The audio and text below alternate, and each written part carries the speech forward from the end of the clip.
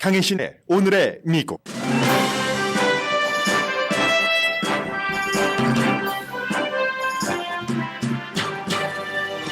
세계는 지금 가장 복잡한 전투 시나리오에 속하는 전쟁을 보게 될 찰나입니다. 이스라엘이 가자지구 북부 주민 110만 명과 심지어 UN 관계자들도 24시간 안에 떠나라고 경고했습니다.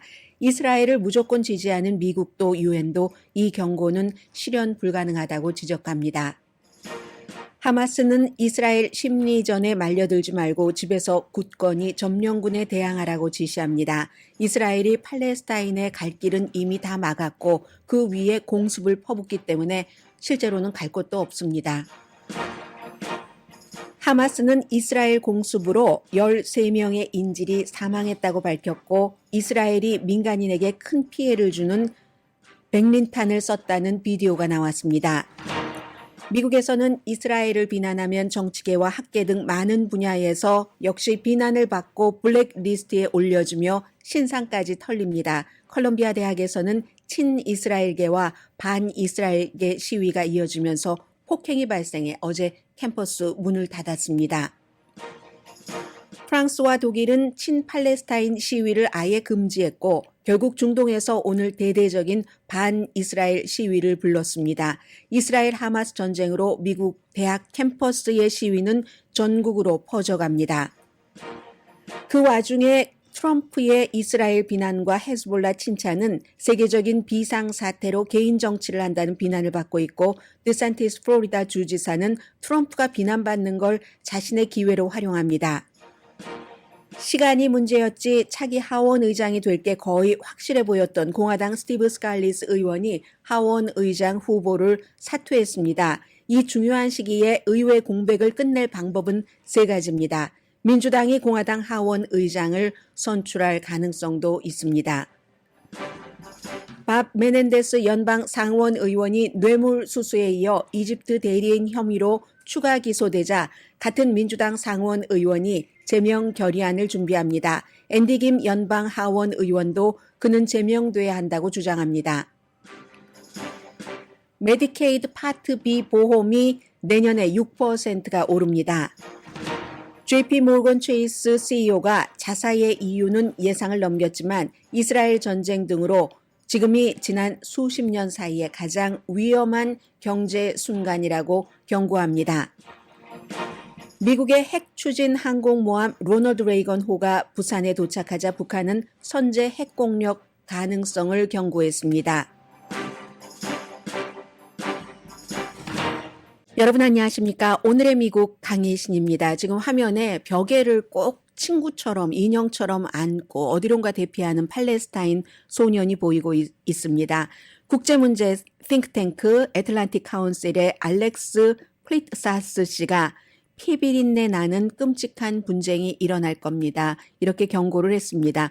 우선 기본적으로 이스라엘과 그 하마스의 전쟁의 속보를 좀 전해드리겠고요. 어피니언도 좀 붙이겠습니다. 어피니언은 제 어피니언이 아니라 그쪽 분야에서 한 50년 동안 그 분야에 일을 한 주이시 칼럼니스트라든가 아니면 또 아주 워싱턴 포스트에서 내노라 하는 컬럼리스트는 이 내용을 어떻게 보고 있는지, 이스라엘의 목표와 하마스의 목표, 그 목표들은 어떻게 이루어질 것인지 등을 맨 앞에 섹션에 전해드리겠습니다. 지금 카타르 도하에 앤토니 블링컨 미국의 국무장관이 갔는데 가서 이제 제일 강조하는 얘기는 하마스 비난입니다. 하마스가 민간인을 인간 방패로 사용하고 있다.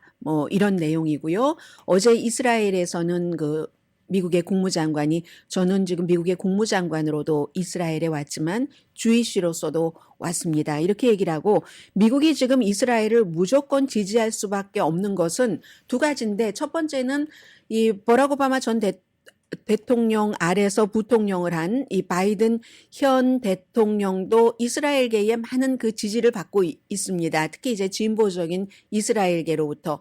그리고 워낙에 이 바이든 대통령이 존경하는 인물 가운데 이스라엘계 그 인물도 아주 예전에 총리도 포함되어 있고, 그리고 미국의 중동에서의 안정을 얘기를 할 때, 그리고 힘을 놓고 싶지 않은데 중동에서의 안정에 미국이 하마스 손을 잡겠습니까? 이스라엘 손을 잡겠습니까? 설령 벤자민 네타냐후 총리가 오점이 많은 정치인이라 할지라도 미국으로서는 지금 이스라엘과 함께 갈 수밖에 없는 국가로서는 그런 입장이 있고요. 그런 입장 속에서 좀 보겠는데, 세계가 인간이 지금까지 치러온 전쟁 중에서 가장 복잡한 전술이 나올 수밖에 없는 시나리오의 전쟁, 그 찰나를, 지금 그 찰나에 있다. 그런 전쟁을 보게 될 그런 얘기고요. 이스라엘이 이제 어제 하룻밤에 750군데 가자지구 구조물을 공습을 했습니다. 뭐 마을 전체가 날아가고 사망자와 부상자조차 파악하기 힘든 이런 경우 많고요. 물론 그 이전에 하마스가 먼저 시작을 했습니다. 이스라엘에 가서 마을 주민 어떤 경우는 마을이 작은 마을의 경우에 60% 사람들이 숨지거나 인질로 붙잡혀간 그런 곳도 있고요. 시작은 하마스지만 일단 지금은 이제 가자 쪽, 이스라엘 쪽이 많은 피해를 주고 있습니다. 전체적으로 인구가 많아야 230만 명 정도 되는데, 남쪽이 있고 북쪽이 있는데 110만 명을 24시간 안에 떠나라. 그 안에 무슨 전부 공습을 더 많이 한다던가 아니면 지상군의 그 작전이 시작된다던가 하는 것을 예고하는 거잖아요. 그런데 지금 이스라엘도 다 알면서 하는 얘기입니다. 가자지구는요, 피할 수 있는 데는 남쪽밖에 없습니다. 이집트밖에 없습니다. 물론 이스라엘이 가자지구를 관리를 해야지 되기 때문에 딱 유일하게 하나의 통로, LS, 그 통로, 유일한 국경입니다. 이스라엘과 가자지구 사이에. 그 LS 국경은 무기한 지금 폐쇄됐기 때문에 사람들이 갈 수 있는 곳은 남쪽, 이집트 쪽밖에 없거든요. 그런데 이집트에서도 다른 나라 사람들이기 때문에 원래 평화 시에도 굉장히 제한적으로 받았습니다. 어찌 가겠어요. 그리고 남쪽으로 가라 하고는 계속 공습을 합니다. 가지 못하게.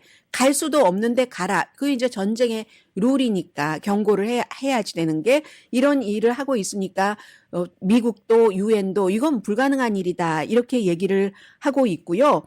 하마스는 가지 말라고 합니다. 또 집에 굳건히 머물러서 저 점령군이 역겨운 심리전을 하는 것에 우리는 맞서야지 된다. 어차피 갈 곳도 없다. 이렇게 얘기를 하고 있고요. 유엔도 탈출이 불가능하다. 유엔 요원도 이미 23명이 이스라엘의 공습으로 숨졌습니다. 백악관도 이스라엘을 지지하니까 의도는 알지만 팔레스타인 사람들, 민간인들 피해를 줄이기 위해서 피해라 하고 경고한다는 의도는 알지만 이게 지금 불가능하다라고 얘기를 하고 있고, 가자에서 가장 큰 병원은요, 대피하지 않는답니다. 병원장이 말하기를 우리 지금 환자가 많은데 이 환자들을 누가 지키나요? 그러면서 이제 병원 밖에 있는 사람들과 작별 인사를 한다는 겁니다.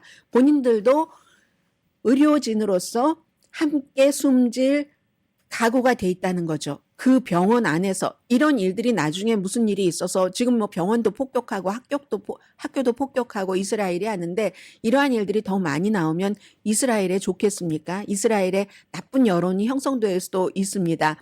어차피 그 병원은 우린 여기서 환자와 같이 있겠다라고 얘기를 하고 있고, 가자지구에 살고 있는 몇백만 명이 거의가 난민입니다. 아니면 부모님, 조부모님이 난민이셨거나 1948년 28년 이 정도부터 막 이스라엘과 이 팔레스타인이 서로 엉키고 하다가 영국이 또 이스라엘 손을 들어주고 더 엉키고 하다가 그래서 난민이 된 그 사람들인데, 평상시에도 집을 떠나기 어려웠던 사람들입니다.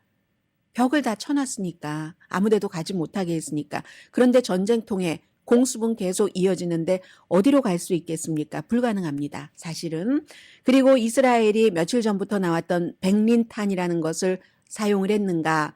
이 비디오가 나왔는데 또 워싱턴 포스트가 분석을 전문가와 함께 했더군요. 수요일에 가자 지구의 가자시리 그쪽의 항구를 공습할 때 이 백린탄이라는 게 어떤 표적을 표시하기 위해서 연기를 만들어내는데, 그게 이제 민간인들이 대책 없이 있다가는 굉장한 큰 화상도 입고 엄청난 피해를 입는다고 하잖아요. 화재도 당연히 일어날 수 있고요. 그런 것 이스라엘은 우리 하지 않았다. 전쟁법에 이게 위배가 되느냐 위배가 되지 않느냐는 좀 애매하다고 합니다. 그리고 하마스는 그럼 이스라엘이 공습을 했기 때문에 우리가 물론 그 하마스가 이미 그 인질 가운데서 몇 명은 처형했다는 얘기 나오고 있잖아요. 그런데 13명은 이스라엘의 공습으로 13명의 인질이 숨졌다라고 얘기를 합니다. 아무튼 그리고 지하 터널을 뭐 파괴를 하고 이런 여러 가지 과정이 있는데 지하 터널을 파괴를 하면은 그 통로죠. 하마스가 다니는 지상도 다 같이 폭파된다 이런 얘기고 이스라엘 목표를 말씀드리겠습니다. 이스라엘은 굉장히 강한 민주주의 국가입니다. 물론 그 정부의 부정부패가 있다 할지라도 그리고 국민들의 애국심이 너무너무 대단해서 러시아가 우크라이나를 침공했을 때 러시아의 젊은 사람들, 나이 든 사람들은 국가에서 아무리 뭐 돈을 주고 모집하려고 해도 도망갈 수 있는 사람들은 다 도망갔잖아요. 다른 나라로. 이스라엘은 딱 경고만 하나 하니까 세계 각지에서 다 모인 예비군이 36만 명일 정도로 강한 그런 나라입니다.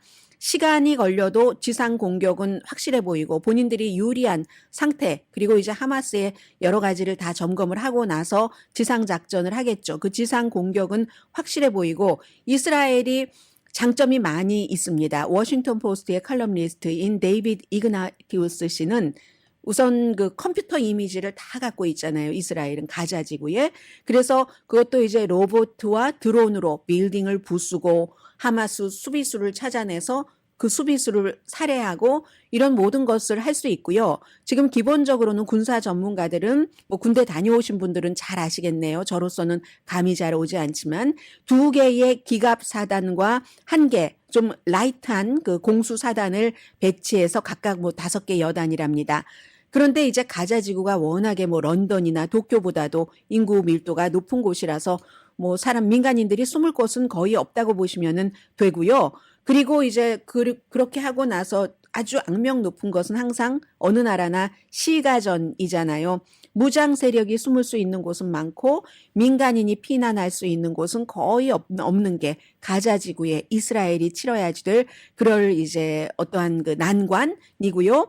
인질 여러분들 다 보셨잖아요. 골프카트에 누굴 태워가지고 가는 인질 분명하게 이제 보복 대상이 될 것은 확실하죠. 그래서 이제 이 하마스는 다는 아니더라도 지금 이스라엘에 한 5,200명 정도 하마스 포로가 갇혀 있는데 교환할 것을 원하고 있지만 일단 그 인질을 잡은 하마스들은 이스라엘이 다 처형을 한다 하는 것이고 그리고 67년부터 2005년까지 이스라엘 군대가 가자 지구에 있었습니다. 67년 그 유명한 전쟁부터 2005년까지 있고 나중에 철수할 때 그 이스라엘이 그 점령을 했을 때는 한 8,000명 정도 이스라엘 사람들도 그 가자 지구에 살았는데 그 정착민들도 다 데리고 나갔고요. 지금은 뭐 서한 지구에서 점점 정착촌을 확산하고 있는데 그 이후에 2005년도에 가자 지구에서 나가면서 이제 땅, 뭐 하늘, 뭐 바다 다 막아버린 거잖아요. 그리고는 이제 약간 이제 팔레스타인의 하마스 쪽이 아니라 사실은 벤자민 네탄야후는 하마스가 있는 걸 더 좋아합니다. 뒤에 말씀드리겠습니다만 하마스가 아니라 나긋나긋하다고 판단이 되는 뭐 무하메드 아바스 팔레스타인 자치정부 여기에는 이제 또 약간 뭐도 과자도 주고 뭐도 주고 가자 지구에서도 심지어 위험하지 않은 사람들은 이스라엘에 와서 일을 좀 하고 돈을 받고 또 집으로 돌아가서 자고 할 수 있도록 해주기는 합니다만은 하마스를 가루로 부수겠다고 하지만 일반 그 팔레스타인을까지 같이 가루로 부수기 전에는 불가능한 그런 마음입니다. 그런 상태입니다. 그러면 하마스가 원하는 건 뭐냐? 가자 지구 오라는 걸 하마스는 원합니다. 어차피 생명을 놓고 극단주의를 펼치는 이스라엘은 지구상에서 없어져야 된다를 주장하고 있는 하마스 전투사이기 때문에 와라. 이란도 마찬가지입니다. 이스라엘 그럼 들어와라. 이런 걸 가지고 허무주의를 선택했다고 볼 수 있는 거죠. 본인의 목숨까지 내놓으면서 본인의 목숨이 본인 혼자만의 목숨입니까? 가족도 있고 누구도 있고 다 있는데 이 허무주의를 선택을 해서 이스라엘이 가자 지구를 쳐주기를 원합니다. 여기서 뉴욕타임즈의 토마스 프리드먼 칼럼니스트, 미국에서 태어났지만 주이시입니다. 뭐 어렸을 때는 그 히브리 학교를 일주일에 5번이나 간 사람이에요. 50년 동안 중동 문제를 파고든 사람이 그제였던가요? 컬럼을 썼는데 그 긴 컬럼 가운데서 대체적으로 이제 오늘의 미국에서 뉴스가 진행되는 동안에 여러분들께 전해드렸던 거고요. 이게 이제 저는 제일 이 부분이 와 닿는데 이 하마스는 왜 가자 지구에 이스라엘이 들어와 주길 원하는가? 정보도 다 무너져, 뭐도 무너져, 종이 호랑이였네, 약했네. 알고 보니까 하마스가 생각했던 것보다 그 첫날 토요일 날 공격해서 하마스가 얻은 게 훨씬 많답니다. 그렇게 이스라엘이 약하다는 것을 보여줬잖아요. 그런 것처럼 이번에도 마찬가지로 그렇게 하고는 이스라엘이 가자 지구에 들어와서 미국이 마치 팔루자에서 실수하고 막 어린이들 생일 파티와 연관된 그런 뉴스요. 그런 것처럼 이스라엘이 지금까지 하마스가 첫날 공격을 해서 지금 뭐 1,300명 정도가 숨졌다고 하는 잔인하게 막 정말로 그야말로 살해 그런 처참한 사례가 어디 있습니까? 그래서 하마스 막 욕하고 이스라엘의 동정심이 쫙 몰렸는데 그 동정심 다 까먹기를 원하는 겁니다. 하마스는 지금. 그래서 이제 또 이란으로서는 이란의 테란도 얼마나 그 정권이 삼엄한 아주 살벌한 정권입니까? 그 악한 살인적인 정권이라고 말할 수도 있는데 그 살인적인 정권에 대한 관심으로부터 이스라엘 야, 저런 뭐 형용사는 말씀드리지 않겠고 그런 국가와 사람이 없네. 그리고 이스라엘이 왜 지금까지 약속을 지키지 않고 서한을 점령하고 있지? 정착촌은 왜 저렇게 점점 늘려가냔 말이야. 이렇게 사람들이 인식해 가기를 하마스는 원한다는 겁니다. 그렇기 때문에 이스라엘은 신중하고 자제해야 된다. 토마스 프리드만 뉴욕타임스 칼럼니스트 주희 씨가 하는 얘기입니다. 그리고 이제 하마스는 상대적으로 좀 신중한 공격을 할 것으로 예상을 합니다. 이스라엘을 국경을 뭐 불도저로 밀고 쳐들어갔을 때 이러한 보복을 당연히 예상을 했다는 거잖아요. 그런데 그 예상을 하면서 이스라엘은 지상 침공, 시가전까지 오는 그런 것으로 인해서 발생하는 민간인 사상자 있잖아요. 그 높은 사상자를 이스라엘이 감당할 수 없을 것이라고 가정을 하고 아마 그 여러 가지 작전을 짜고 있다는 겁니다. 카타르에 살고 있는 하마스가 내부와 외부에 지도부를 나눠서 두고 있다고 말씀드렸죠. 카타르에 살고 있는 하마스의 아주 높은 사람이랍니다. 무사 아브 마주루크가 어느 매체와 인터뷰인가요? 기억도 안 나요. 하도 많이 봐서. 우리는 그들이 이스라엘 사람들이 겁쟁이라는 것을 알고 있다. 벤자민 네탄야후도 뭐 특수부대 출신이긴 하지만 겁쟁이라는 것을 알 수 있다. 지상에서 정말 맹렬하게 싸울 수 없다는 것을 안다. 그리고 이제 100명 이상의 인질이 아직까지 남아있으니까. 그래서 하마스 리더가 일단은 생각하고 기대했던 것보다 이스라엘 공격에서 엄청난 성공을 했는데 이 성공에는 이스라엘의 자책골이 강했던 겁니다. 벤자민 네탄야후가 이제 와선 얘기들을 하잖아요. 그 내부의 정보국의 어떠한 심상치 않아 가자 내부가 이런 경고도 무시했고 그리고 이집트의 경고도 무시했답니다. 이집트와 이스라엘은 그동안 지난 16년 동안 뭐 경제적인 이유로 여러 가지 이유로 협조를 했었으니까 그러한 것을 무시했는데 왜 그렇겠어요? 하도 본인이 부정부패로 막 이렇게 돼 있고 하니까 본인의 정치적인 거 신경 쓰다가 놓친 거죠. 이런 부분들을. 그래서 하마스는 보복까지 당할 것을 충분히 예상을 하고 있는데 과거의 모든 시가전은요. 반군 단체가 유리합니다. 정규군보다. 위에 말씀드린 여러 가지 이유 등등으로 집에 민간인과 같이 당연히 숨어 있겠죠. 그렇게 숨어 있다가 수류탄으로 던지고 뭐 군인들을 공격을 하고 그래서 마치 또 민간인 복장을 하고 있다가 숨지면 민간인을 공격했다는 이런 역공격 이런 그 홍보 전쟁에서의 홍보 같은 것도 하마스가 하고 민간인 사상이 불가피한 건 너무너무 당연한 거고요. 왜냐하면 하마스가 군수품 같은 것도 이렇게 옮기고 할 때도 이렇게 병원을 거쳐갑니다.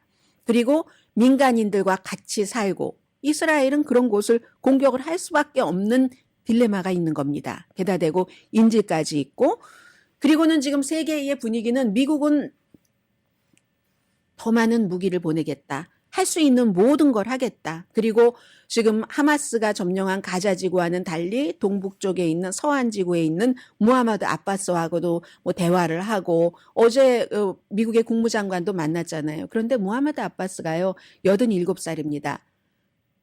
지금 바이든 대통령 80살인데 너무 늙었다고 하잖아요. 사람들이 판단을 하기에. 그런데 사람에 따라 차이는 있지만 하마스는 게다 대고 이제 무하메드 아바스가 뭐 여러 가지 나이도 있고 하니까 질병이 있죠. 그리고 그 사람 거칠게 살아왔으니까 전투 등등으로 해서 그 병약한 무하메드 아바스는 지난 20년 동안 가자 지구를 한 번도 간 적이 없습니다. 그런데 어떻게 여기서 중요한 역할을 할 수 있겠습니까? 한쪽에 치우치는 것 빼고는 그런 일이 있고 프랑스 에펠탑에는 이스라엘 기 막 표시돼 있고 친 팔레스타인 시위 자체를 금지했습니다. 국방장관도 얘기를 했고 임마누엘 마크롱 대통령도 얘기를 했고 또 홀로코스트 때문에 이스라엘에 빚을 지고 있는 독일도 마찬가지입니다. 올라프 숄츠 총리도 그렇고 베를린에서도 친 팔레스타인 시위는 할 수가 없습니다. 그러니까 런던에 세 군데 주이시 학교는 뭐 영국에서 가장 큰 주이시 학교라고 하는데 너무 안전이 걱정돼서 학교를 폐쇄하고 베이징에 있는 그런 뭐 어떤 그 무슨 이스라엘 대사관의 직원은 다치고 오늘 대대적인 친 팔레스타인 시위가 중동 지역에서 벌어지게 되는 겁니다.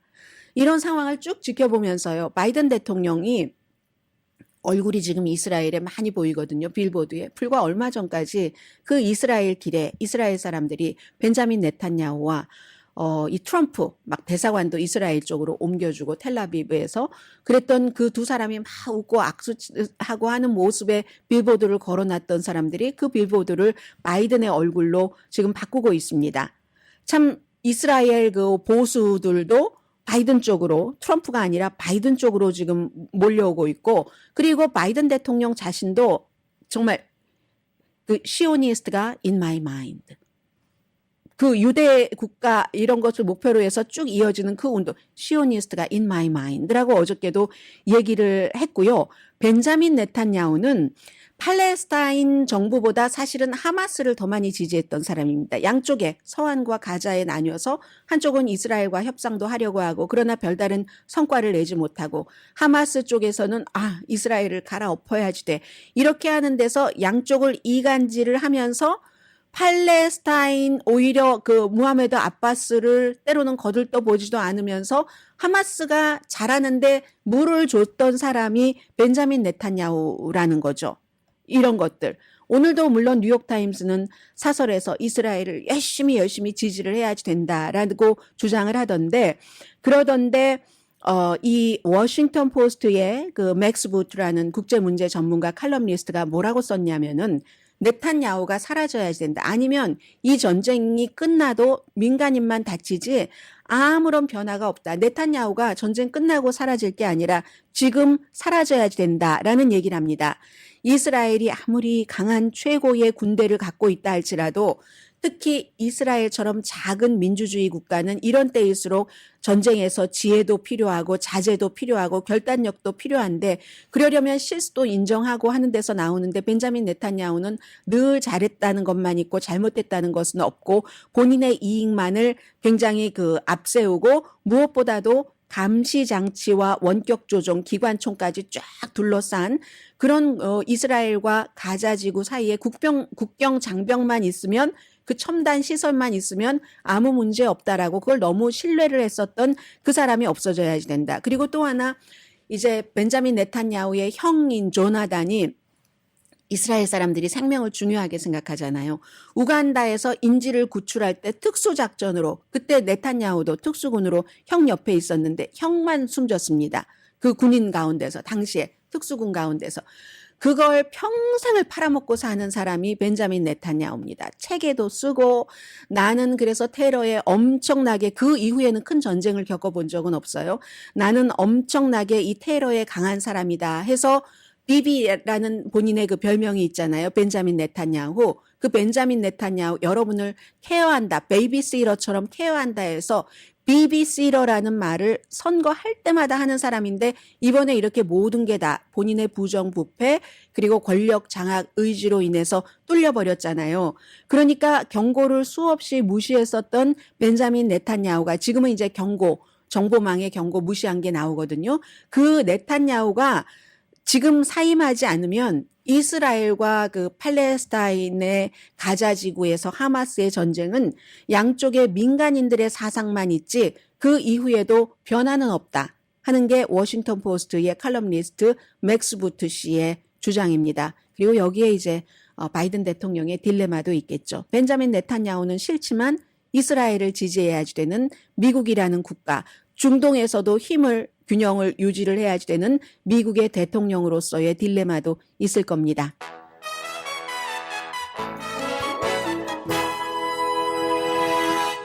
아무튼 가자 지구에서 뭔가 큰 일은 일어날 것 같고요. 잠시 뒤에 미국 뉴스 좀 전해드리겠습니다. 요즘 미국 뉴스도 이스라엘 하마스 전쟁과 연관되지 않은 건 하나도 없지만요. 라디오 서울 방송 오늘의 미국 듣고 계십니다. 아니 어제 같아서는 들 것 같더니 어제 오후에 5시 정도까지는 사임하지 않았었거든요. 그런데 스티브 스칼리스 공화당에서 하원 의장 후보로 짐 조던을 누르고 당선이 됐던 스칼리스 의원이 후보에서 사퇴했습니다. 하루 동안에 이제 강성, 특히 이제 프리덤 코커스를 중심으로 본인에게 투표하지 않겠다는 공화당 의원들을 설득했지만 217표를 확보하지 못한 거죠. 뭐 한 몇 표 모자랐을 겁니다. 그래서 결국은 본인은 사퇴한다고 했고, 그러면 이거 누가 될 것인가? 이거 굉장히 중요하고 미국이 제일 중요한 그 입법부의 한 축이 하원인데 열흘째 아무 일도 못하고 있습니다. 하원의장이 없으면 투표도 못하고 안건 논의도 못하고 공백이죠. 공백, 백큐음인데 여기서 나가려면 그럼 어떠한 방법이 있는가? 넘버 원, 세 가지가 있는데요.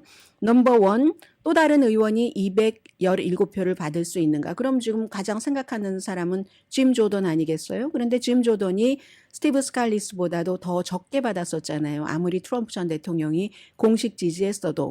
그러니까 이것도 모르겠고 스칼리스가 안 되는데 짐 조던이 어떻게 217표를 확보할 것인가 확보하기 어려울 것 같거든요. 그렇다면 패트릭 맥켄리 지금 임시 하원 의장 대행이잖아요. 하원 의장 대행인데 이게 하원에 여러 가지 룰이 있어서 하원 의장 대행은 아마 그 후보로 나가지 않는다는 그런 뭐 불문율 같은 게 있는가 봅니다. 그런데 이걸 뭐 완화한다 해서 하원에서 할 수 있겠죠. 그래서 그가 나가는가? 아니면 또 처음부터 말씀드렸던 것처럼 케빈 맥카티가 다시 등장을 하는가?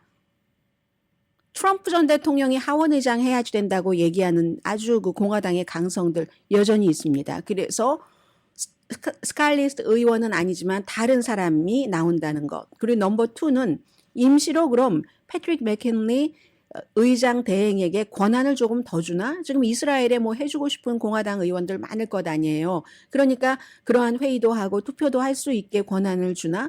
그런데 이건 또 사람들이 단기 해결책을 원치 않습니다. 그 단기 해결책 가지고 앞으로 해야지 될 일이 너무 많기 때문에 그럼 세 번째는 뭐냐? 다시 민주당이 등장을 합니다. 민주당이 이게 하원 의장을 뽑는데 민주당이 공화당을 뽑고 싶어 하겠습니까? 민주당 의원들은 전부 민주당 의원에게 투표를 하겠죠. 하킴 제프리스 민주당의 당대표에게. 그런데 지난번에 케빈 맥카티에게 그렇게 해주지 않았지만 이번에는 해주나. 그때 케빈 맥카티하고 그렇게 될 줄 알았는데 왜 안 됐냐면 케빈 맥카티가 나는 아무것도 민주당에게 해줄 게 없다고 민주당이 원하는 걸 해주지 않아서 민주당 얘기를 들어보면 그래서 민주당 의원 몇 명만 보태주면 되는데 안 보태줬다는 거잖아요. 그래 이번에는 보태주나?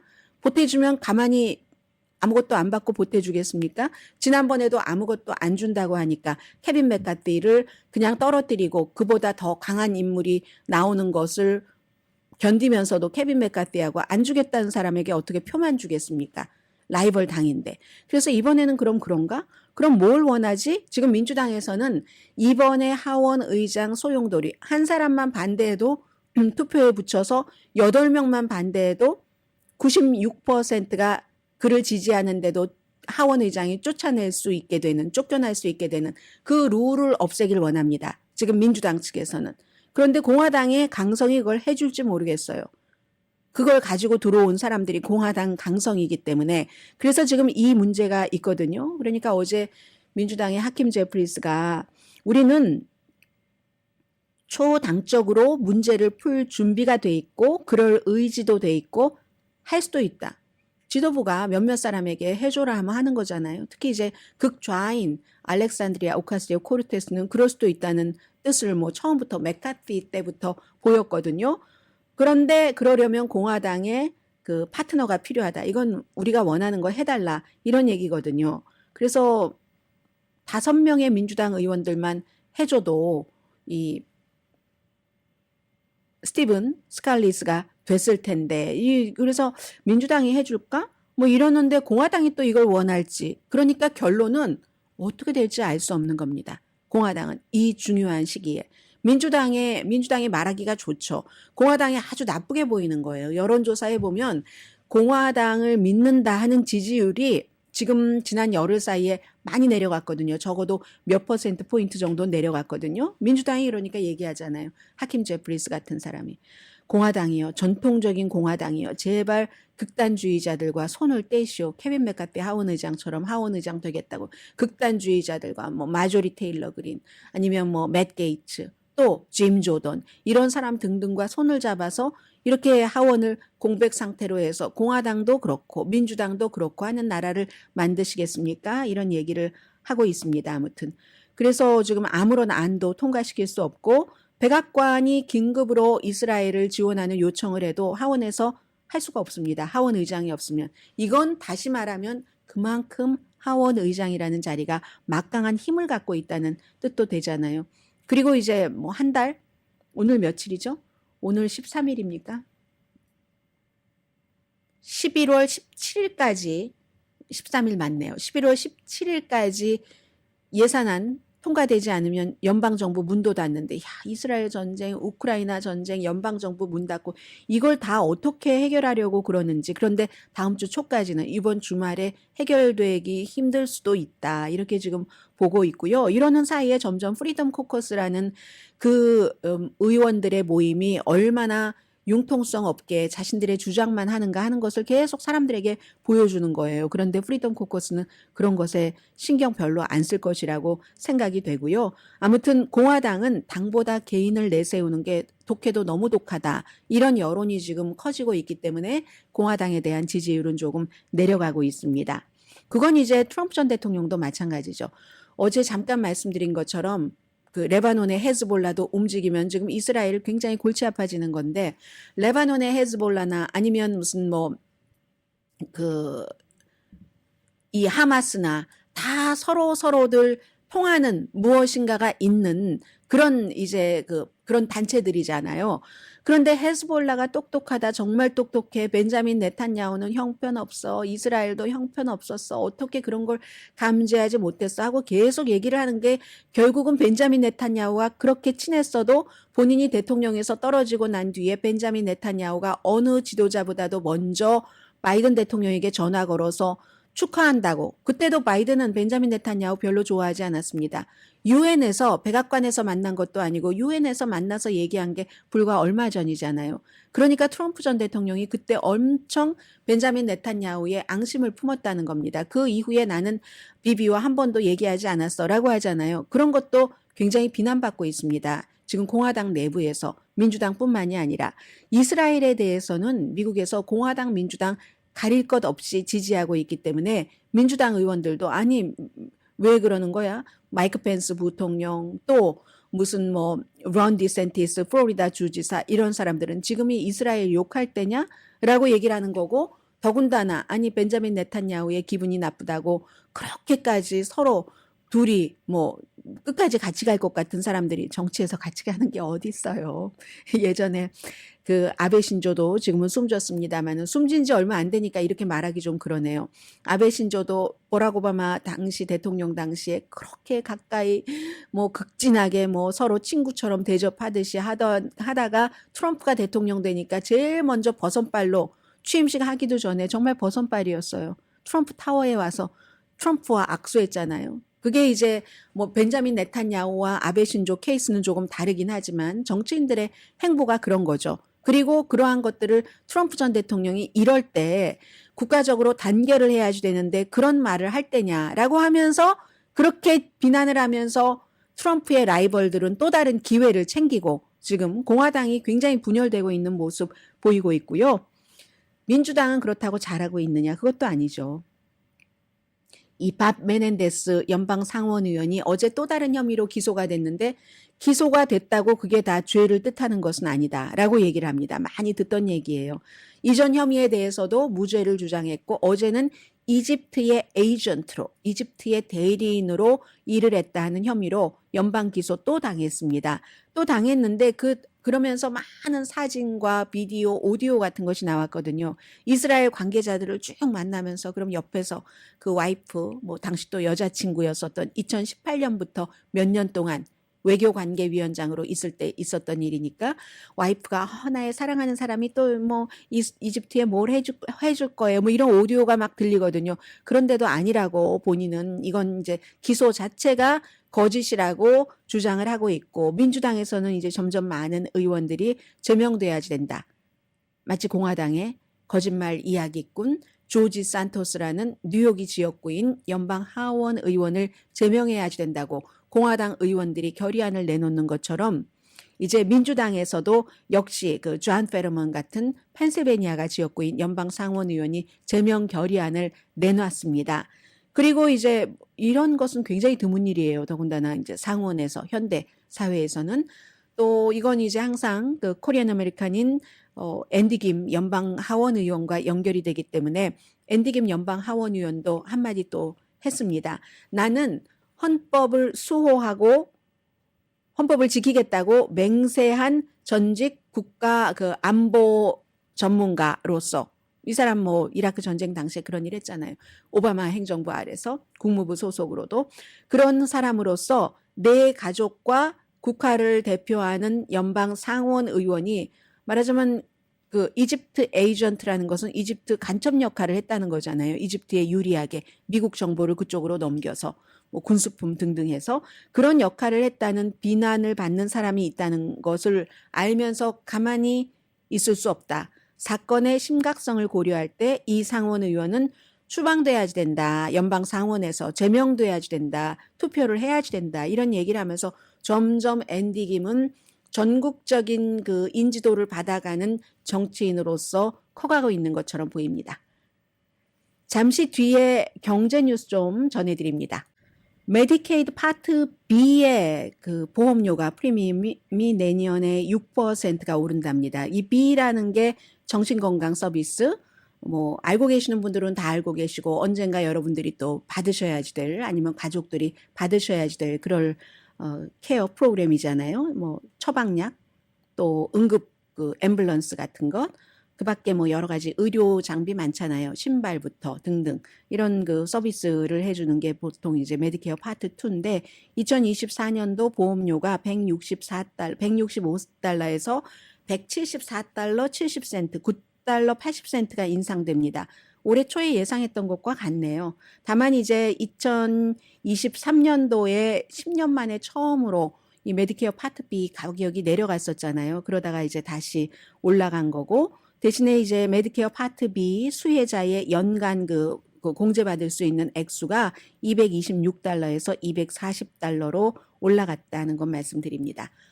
세계 경제가요. 오늘 이제 월스트리트저널을 보니까 JP 모건 체이스의 CEO 그 제미 다이먼 얘기를 많이 하잖아요, 사람들이. 이 CEO가 본인의 그 은행은 아주 좋았대요. 요즘에 뭐 이자율도 오르고 하니까 뭔가 아무튼 좋았어요. 그 은행 운영을 잘해서 좋아서 이윤이 3분기 35%가 늘어났고 은행 수입이 131억 5천만 달러, 주당 4달러 33센트, 예상이 3달러 95센트였거든요. 매출도 지난해보다 22%가 늘어나서 거의 400억 달러. 그런데 이 제이미 다이먼 그 최고 경영자 이 CEO는 그리고 미국의 가정도 그렇고 전반적으로 기업도 뭐 돈도 쓰고 뭐 건강하다. 그래서 이게 무슨 뭐 경기 침체가 마일드하게라도 온다 이런 것은 없다. 예상했었던 것보다도 오히려 더 소프트 랜딩이 가능한데 그런데 이게 미국 내부의 문제가 아니라 우크라이나라든가 아니면 이스라엘이라든가 이런 전쟁 자체가 에너지 가격도 올릴 수 있고 뭐 식품, 세계 무역 그리고 지정학적인 관계의 복잡함으로 인해서 세계는 지금 수십 년 만에 본 상황 가운데서 가장 위험한 시기일 수 있다. 그러니까 제일 앞에 제가 여러분들께 말씀드릴 때 애틀란틱 그쪽에서 일하는 분이 이거는 이 전쟁면에서 가장 복잡한 그런 일들이 정말 피비린내 나는 전쟁이 일어날 수 있는 찰나라고 했는데 경제계도 그러한 것들을 다 영향을 받는다는 겁니다. 그래서 이 JP 몰건의 CEO가 본인은 경제계에서 일하는 사람이지만 경제 자체보다도 지정학적인 영향에 굉장히 관심이 많다라고 얘기를 했거든요. 그게 바로 지금 블라디미르 푸틴이 웃고 있는 점입니다. 블라디미르 푸틴은 하마스와 관계를 맺고 있는 사람입니다. 이란과도 관계를 맺고 있는 사람이죠. 그리고 이제 이렇게 되면은 우크라이나로부터 막 산만해지잖아요. 그러니까 젤렌스키 대통령이 나 이스라엘 가고 싶어요. 이스라엘에 신청을 했고, 그러니까 이스라엘을 지지를 한다는 것을 강력하게 얘기를 했고, 뭔가 미국에서 이스라엘과 우크라이나를 같이 묶어서 좀 지원도 해주기를 바라는 마음도 있고 하는 것 아니겠어요? 그런 것. 그리고 러시아는 항상 중재자 역할을 하기를 원합니다. 또 미국을 비난하기 아주 쉽죠. 미국의 중동 정책이 실패했다. 해서 이 같은 누군가가 이득을 보는데 이런 등등의 일들이 국제 정세가 경제에도 세계 경제에도 엄청난 영향을 미친다는 겁니다.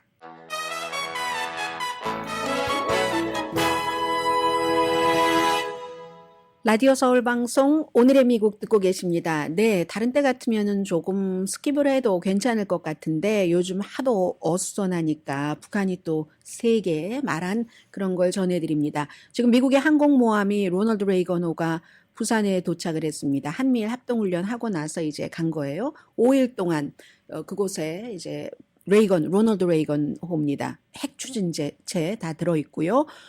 해서 부산항에 도착하자마자 북한이 중앙통신 등이 이건 상황을 돌이킬 수 없는 재앙적으로 몰고 가는 노골적인 군사 도발이다. 항상 군사 훈련할 때도 하고 하는 말이에요. 그리고 미국의 대북 공격 계획이 진전됐음을 보여준다. 미국이 북한을 이제 공격하기 위해서 이렇게 하고 있다는 얘기를 하잖아요. 하면서 선제적인 공격을 우리는 한다. 지난해에 이제 새로 법을 만들었기 때문에 핵보유국으로 선언을 하고 그리고 이제 만약에 김정은 위원장을 권좌해서 축출하려고 어떠한 노력이라도 하면은 미국도 그렇고 남한도 그렇고 선제 공격한다고 수없이 반복해서 얘기를 하고 테스트도 얼마나 많이 했습니까? 100회 이상 지난해부터 지금까지 테스트를 했는데 그래서 이번에 한미일 연합훈련을 전쟁 예행 연습으로 본다는 거고 실제로 이 같은 미국의 항공모함 로널드 레이건호도